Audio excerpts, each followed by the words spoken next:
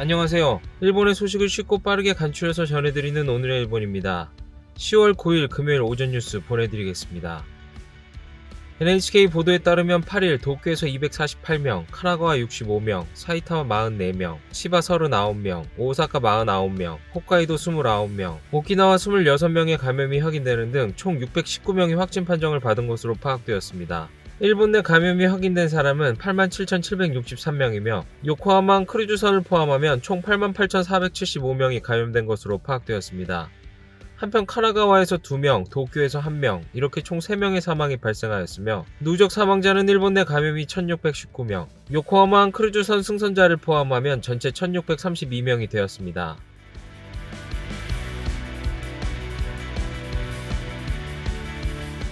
이날 도쿄에서는 248명의 신규 감염이 확인되었습니다.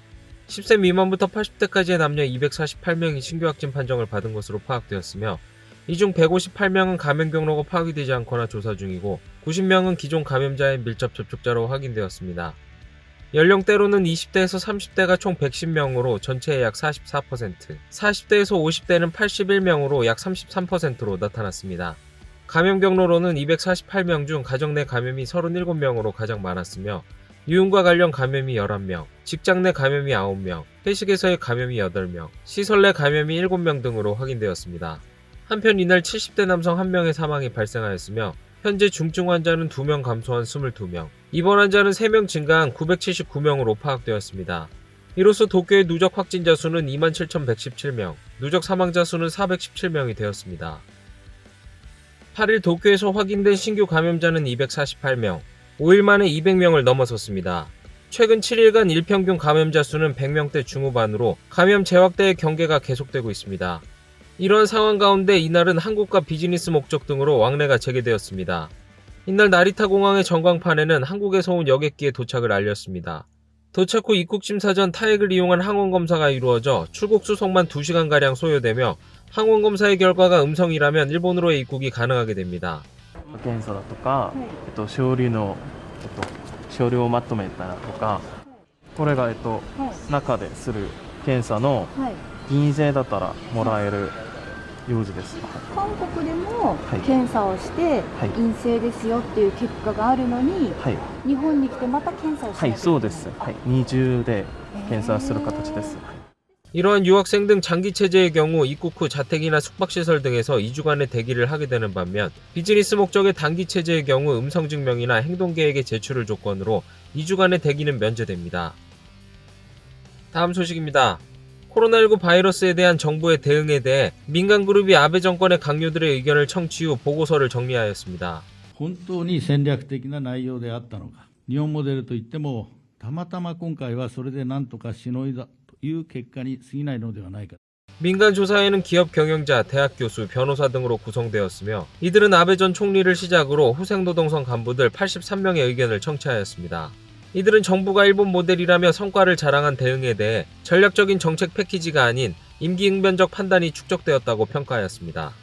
긴급사태 선언의 대응에 대해서는 코이케 도지사의 이 발언의 영향을 지적하였습니다. 都市の封鎖、いわゆるロックダウンなど強力な措置を取らざるを得ない状況が出てくる可能性があります。 보고서에는 코이케 지사의 이러한 발언을 계기로 음료 등의 사재기가 발생하고 정부 측의 대응이 늦어졌다라고 언급되어 있습니다. 火消しをする意味で、官邸側の中での調整時間がかかり、緊急事態宣言の発出が遅れたのではないかと。 당시 코이케 지사의 락다운 발언에 니시무라 담당상은 都市封鎖が行われるといった情報についてでありますけれども、昨日も官房長官も安倍総理も、明確に否定をされておられます。 니시무라 씨는 의견 청취에서 결과적으로 긴급사태 선언이 늦은 부분이 있었다라고 인정하였습니다. 来週3月2日から春休みまで臨時休業を行うよう要請します。 또한 아베 전 총리는 발표 당일이 돼서야 돌연 문부과학성에 임시유교 실시를 전했다라고 보고서에 작성되었으며 이는 문부과학성 간부들의 증언으로 밝혀졌습니다. 전문가로부터는 역학적으로 거의 의미가 없다 등의 부정적인 증언도 있었습니다. 또한 보고서의 마지막 장에는 아베 전 총리가 사임 표명 시 코로나 대응에 대해 우리로서는 최선을 다했다는 생각이다라고 말한 부분에 대해 관저 중추 스텝의 이러한 증언도 소개되고 있습니다. 허둥지둥이었지만 결과는 좋았다. 조사에는 보고서를 스가 총리에게 제출하고 정부 자체의 검증도 제언한 것으로 알려졌습니다. 다음 소식입니다. 2019년 4월 도쿄 이케부쿠로에서 승용차가 폭주하여 마츠나가 타쿠야 씨는 당시 횡단보도에서 길을 건너던 사랑하는 아내와 딸을 잃었습니다. 또한 이 사고로 9명이 중경상을 입었습니다. 이 사건에서 과실치사 운전으로 기소된 것은 고 통산산업성공업기술원 전 원장 이이즈카 코조 피고 89세입니다. 이날 도쿄지방재판소에서는 이 사고에 대한 첫 공판이 열렸습니다. 재판장을 찾은 이이즈카 피고는 마츠나가 씨에게 사고로 부인과 따님을 잃은 마츠나가 씨에게 진심으로 사과드립니다. 가장 사랑하는 두 사람을 잃은 심정을 생각하면 말이 나오지 않습니다라며 고개 숙여 사죄하는 한편 재판에서는 전 가속 페달을 계속 밟지 않았다고 기억하고 있습니다. 차에 뭔가 이상이 생겨 폭주가 일어났다고 생각합니다라며 기소 내용을 부인하며 무죄를 주장하였고 변호 측도 이이즈카 피고에게 과실은 없다고 주장하였습니다.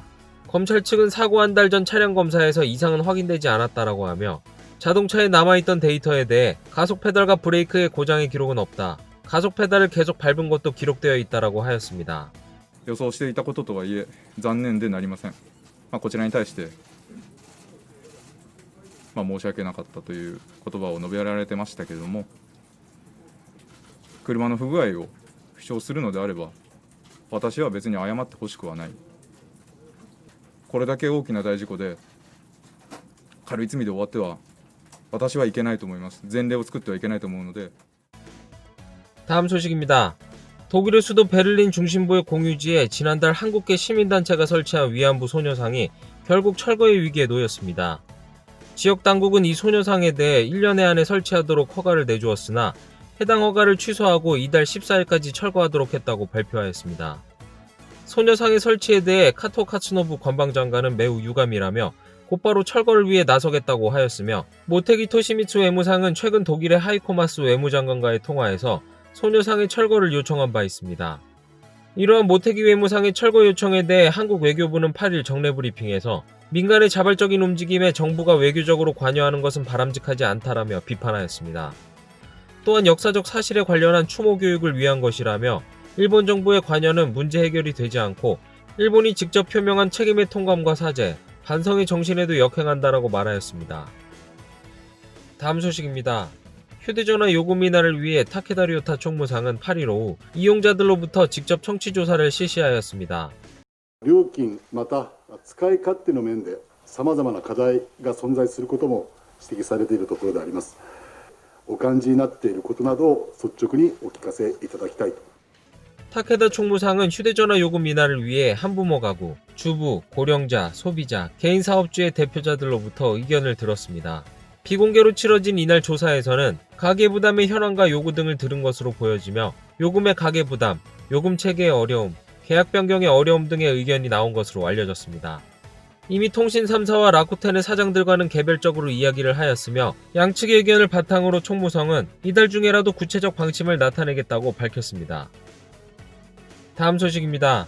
키시노부 방위상은 주일 미군의 정상과 회담을 갖고 미일 동맹 강화에 대한 생각을 일치하였습니다.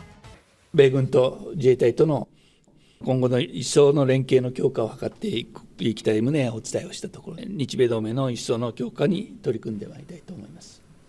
키시 방위상은 주일 미군 슈나이더 사령관과 도쿄의 요코타 기지에서 처음으로 회담하였습니다. 회담에서는 미일 동맹의 중요성을 서로 확인하고 더 긴밀하게 공조하여 나가기로 하였습니다. 또한 오키나와 호텐마 기지의 해노코 이전에 대해서는 유일한 해결책이라는 인식을 공유하였습니다.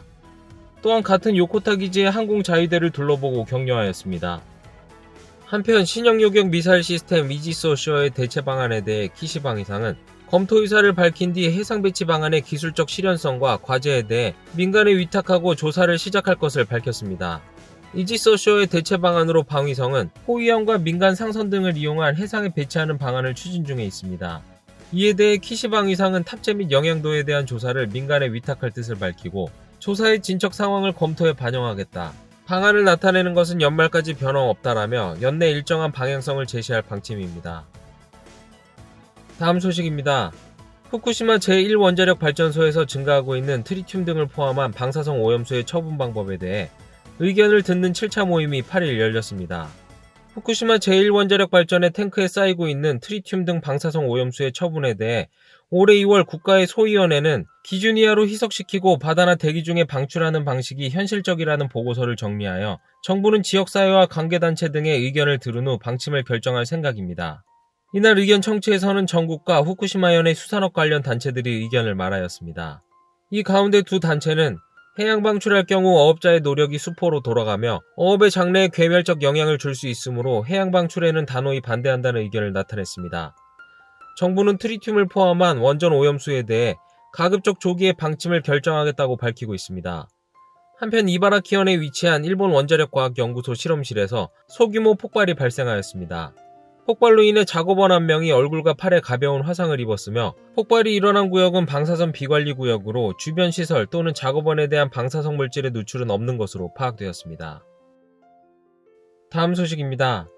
일본 학술의 회원 임명 보류에 대해 일본 내 작가들로 구성된 일본 팬클럽은 학문의 자유 침해이고 언론 표현의 자유, 사상신념의 자유를 흔드는 폭거임이 분명하다라는 성명을 발표하였습니다. 또한 정부의 학문이 종속하고 많은 희생을 초래한 전쟁의 반성에서 출발한 일본 학술회의의 존립이 걸린 심지어 일본의 아카데미즘 전체의 자유와 독립성과 사명에 영향을 미치는 문제라고 말하지 않을 수 없다라고 하였습니다. 이에 임명되지 못한 6명에 대해 이유를 구체적으로 공개하라고 요구하는 동시에 그것이 불가능하다면 즉시 임명할 것을 강하게 요구하였습니다. 일본 팬클럽 회장을 맡은 논픽션 작가 유시오카 시노부 씨는 일본 학술회의는 전쟁의 쓰라린 경험을 교훈으로 학문이 다시 출발할 때 만들어진 중요한 모임이다. 이러한 일이 일어나게 되면 일본의 학문의 자유가 크게 손상되고 언론 표현의 자유에 영향을 주며 매우 깊은 위기감을 안게 된다라고 이야기하였습니다. 다음 소식입니다. 일본 정부는 코로나19 영향으로 연기되었던 나루히토 일왕의 후계자를 책봉하는 의식인 리코시 의식을 다음 달 8일에 실시하는 것으로 결정하였습니다.